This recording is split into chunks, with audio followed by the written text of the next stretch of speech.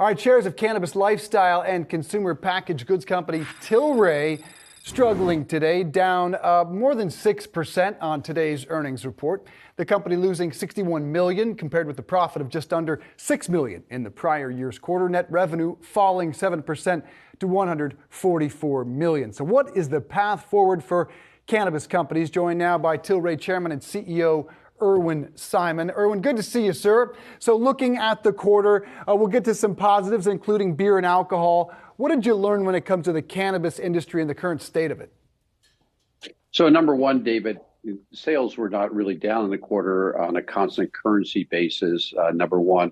And the $63 million loss is a GAAP loss, but in that is amortization and other GAAP accounting. There's absolutely some cash from interest and CapEx and stuff like that. So I don't want to scare people that we lost $63 million in full cash there. The company generated $29 million of cash. And, with that, we maintain the number one cannabis position in Canada. We're the number one cannabis, company from a medical standpoint in Europe, have a strong beer and spirits business and wellness business. So there's a lot of good going on. Unfortunately, the cannabis industry in general has been taking its hits. And, without full legalization in the U.S., without any safe bank, and without legalization in Europe, it's ultimately piecing it together as a consumer packaged goods business in multiple facets here. And that's what Tilray is doing. But I got to tell you, we have strong brands. We have a strong balance sheet. We're generating cash. We got a plan to growth, and it just depends upon legalization. And as a company today, we can't depend upon the government. And the government took a long time even to get a Speaker of the House. We got to depend upon, our own future and grow where we can grow. That's not, doesn't depend upon legalization.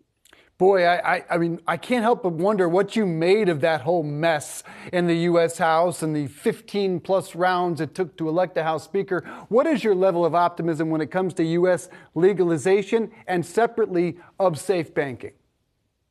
So let me step back. Listen, what do I think of last year? You had a Democratic Congress, you had a Democratic Senate, you had a Democratic president that talked about it, in campaigns back in 2020. And nothing happened. Not really one thing happened in regards to any legislation that passed. The only thing that happened was the president pardoned, some individuals that were no longer in prison and, had some, charges against them that were long gone.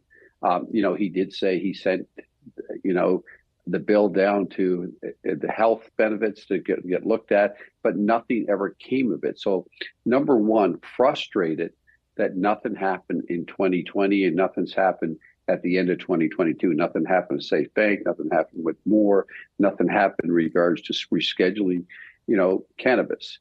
I live in New York City. I walk around. There's a new store that opened down in Greenwich. There's lines and lines around the corner. 63% of Americans today want cannabis legalized. David, in Canada over the last couple of years, we've paid $250 million in taxes that got put back into the economy there. We've created, over 750 jobs, built out facilities for $1 billion. And we have taken, bad cannabis off the street that's laced with fentanyl and stuff like that. So it is frustrating, but Tilray's not going to sit by and depend upon the government. We as a consumer packaged goods business are going to grow our business in cannabis, beer, spirits, and wellness foods. And what is your message to Congress? What's it going to take to get change? We've got a slowing macro environment, recessionary fears. What is it going to take to get your message through to Congress? Listen, again, we all have lobbyists. We're all pounding on the table here. The message to Congress is this here. There's opportunities in tax dollars. There's opportunities to take bad products off the street. There's opportunities to deal with an illicit market. There's opportunities to create jobs. There's a lot of social opportunities out here in regards to, the social economic opportunities here. So cannabis, as a product in regards to medical standpoint, for sleep, for anxiety, for pain, there's so many benefits out there from cannabis that is regulated and goes through quality control that I am just amazed that our, politicians are not looking at it in a way that it should be looked at. And come back to kudos to Canada. Yeah, you're paying high taxes. But Canada is the only country, today that's out there where cannabis is legalized from a recreational standpoint. And listen, they're taking in a lot of dollars for tax dollars. They're created a lot of jobs, and they're removing a lot of the illicit market products off the streets. A big positive in this report was, of course, beer and liquor. You acquired Sweetwater, you acquired Montauk Brewing, and you also acquired Breckenridge Distillery. How optimistic are you of continued growth in that avenue in the year ahead? Good question. Right now, we cannot touch, the cannabis plant in the U.S. We trade on the NASDAQ. We trade on the Toronto Stock Exchange. I put a plan out there to grow to a $4 billion company and create Tilray Brands. With that, our focus has to be on growing in the beer business, growing in the spirits business, and growing in the wellness area that are adjacencies to the cannabis business upon legalization. And you know what? Diageo, Constellation, Brown-Forman, they have pretty good multiples and pretty good margins out there, and they're pretty good businesses. So I don't mind being in those businesses. I was in the wellness business for over 25 years. Know the benefits of health and wellness and good consumer products out there. So I like that category also. In 10 seconds, is there any plans to combine Montauk Brewing or Breckenridge Distillery with cannabis?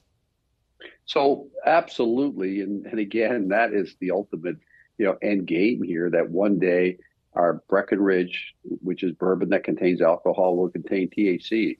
Our Sweetwater Brewery will contain THC instead of alcohol. The same with Montauk upon federal legalization. And, there is drinks in Canada today that you can sell through cannabis stores, that are infused with THC, that are good tasting drinks, no calories, no hangover afterwards. So we see a big, big business. And just think about it. We got brands, both in alcohol, we'll have brands in THC. We have the distribution out there. So Tilray is really set up for some good things to happen. Cannabis really, it's only 4 years as legal in Canada. Tilray Brands is a company, with $700+ million of sales, strong balance sheet. It's only been around for 2 years, and we're in great categories. But unfortunately, we're dependent upon legalization Indeed. to be able to drive some of our growth. Hopefully, Congress gets that message. Tilray Chairman and CEO Irwin Simon, great to have you, sir. Appreciate it. Thank you very much for having me on. Nice to see you.